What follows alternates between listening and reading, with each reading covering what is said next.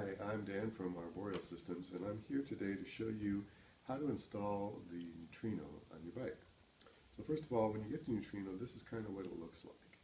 It's got a bunch of leads and a bunch of connections. So let's go through the leads first.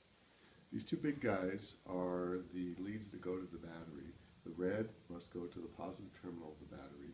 The black goes to the negative terminal of the battery.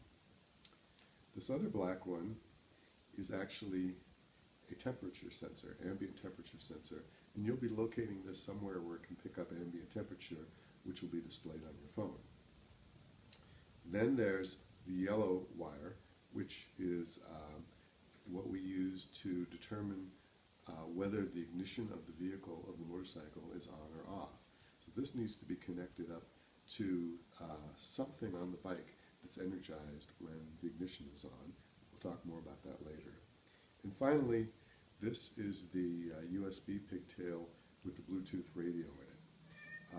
And there's nothing to do with this other than locate it somewhere where it has reasonably good radio propagation, which is pretty easy. Okay, so this is the terminal strip where all the hookups are made. And as you can see, we've got 10 positions. There's a ground on this end, a ground on this end, a ground here. Those are the three green things. There's a direct positive connection to the battery for the battery charger. And then there are 6 red dots, which are for each of the 6 circuits that you're going to be able to control.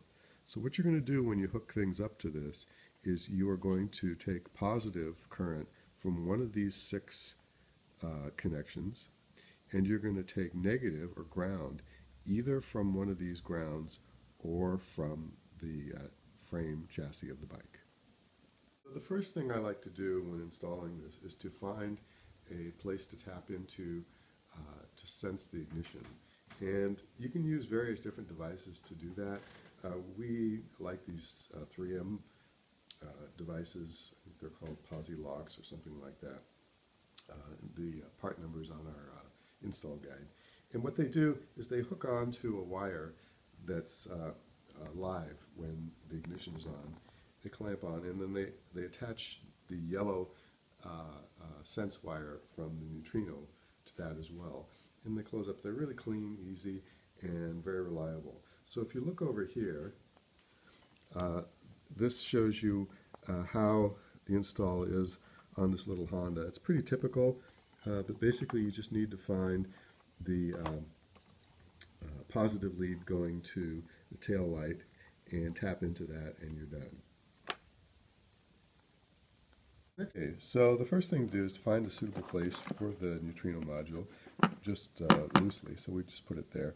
A lot of bikes you can put it under the seat. Some bikes you have to go elsewhere, but this is a good starting point. And then what we do is we hook up the negative lead, the black lead.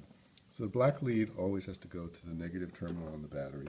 What you do to do that is just to remove the screw holding it in, and then run it through the eyelet and reattach it. The same thing with the positive. We run the screw through the positive lead, and we just hook it back on. Try not to drop it in the bike, and we tighten it up. We've hooked it up. We've got the negative lead going to the negative terminal. We've got the positive lead going to the positive terminal, and we've got the yellow wire connected up to the tail light. Okay, so the first thing I'm going to hook up is the battery charger input. So I like to use a battery charger on the bikes and run it directly through Neutrino, which it can do. So to do that, we take the positive lead from the battery charger, we run it into this input, and then we take the ground and we run it in here and just tighten the screws down. Next, we're going to hook up the USB power supply. So the phone is interacting with Neutrino via Bluetooth, but it's nice to be able to power the phone. So we just have a cheap little USB adapter that we're going to hook up as well. We're going to hook that up to circuit 4. So circuit 4 is here.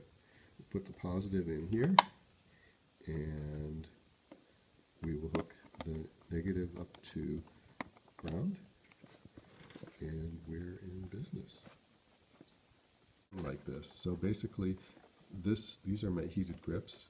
Again, we just take the wires. The polarity doesn't really matter on heated grips, so we can be sloppy, but we're going to take ground from here, and we're going to hook it up to circuit number 1, and we just tighten the screws. Okay, so what remains to be done is locating the Bluetooth radio, and that's really easy. We just sort of lay it down there. It's no problem. And then there's the ambient temperature probe, which we need to have out in the air. And on this bike, it's pretty easy to do. You just sort of poke it through there, and it sticks out the bike, and it does a fine job of letting you know what the ambient temperature is. So those are the basics of hooking the thing up. Now what remains to be done is to sort of clean up the install and power it up, and we're done.